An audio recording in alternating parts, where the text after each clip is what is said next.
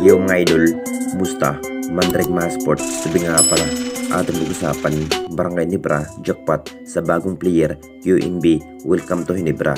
At Bonpi Sumal, mukhang bibitawan na nga ba ng Barangay Ginebra? Pero bago nga yan, kung bago pa lang sa aking channel, huwag mong kalimutan subscribe at i-click ang notification bell para like kang updated sa ating dito sa pagpo natin. So ito na nga bang hinihintay ng lahat? Mukhang hindi pa rin satisfy ang ating Barangay Ginebra sa kanilang roster mga idol ngayong season, kung bakit mukhang huhugot pa rin ng bagong malalakas na player ngayong season. Naging factor na nga ba ng ating Barangay Ginebra kung bakit interesado ang nasabing player na si QMB sa upunan ng Barangay Ginebra?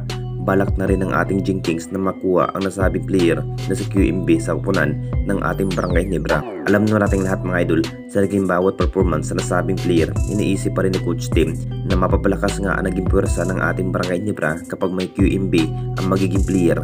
Nakita naman natin lahat kung gaano kalakas ang nagiging bawat laro sa nasabing player, makapagtala pa rin ng maraming maiitala sa bawat laban, kung bakit isa pa rin ang Jinkings sa napaka-interesado kay QMB na makuha sa upunan ng Barangay Ginebra. Mas lalo pang kumulang ang naging player kung saan wala na rin sa poder ang high flying forward na si Jimmy Malonzo mga idol, kung bakit si QMB ang napili ng ating Barangay Ginebra para mas maganda ang naging laro. Dagdagan pa rin ang naging star player, pero naki QMB pa rin ang masusunod kung matutuloy na nga ba sa upunan ng ating Barangay Ginebra ang nasabing player.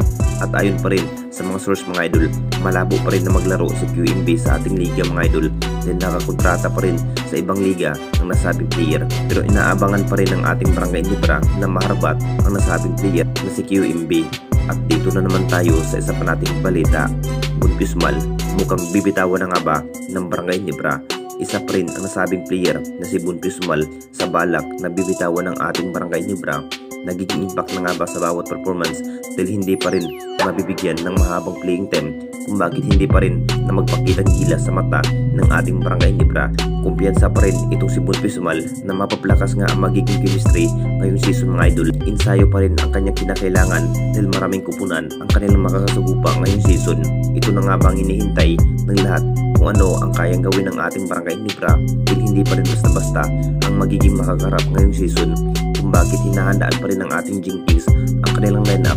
Balak na rin ng ating Barangay Ginebra at bibitawan na ang nasabing player na si Bonpi Sumal. Kung tutusin mga idol, malapit na rin ang magiging kontrata ni Bonpi Sumal sa upunan ng ating Barangay Ginebra, kung bakit balak na rin napapalitan ng mas bagong player at si Bonpi Sumal ang nagpili bilang kapalit. Maghihinayang na nga ba ng ating Barangay Ginebra kapag mawala sa poder ng ating Barangay Ginebra ito si Bonpi Sumal dahil sa kakulangan sa kanyang nagiging performance? Average lamang ito ang nasabing player na may 2 minutes ang kanyang makukuhang playing time, kung bakit napakababa nga ang kanyang performance. Ano masasabi ninyo mga idol tungkol sa ating video?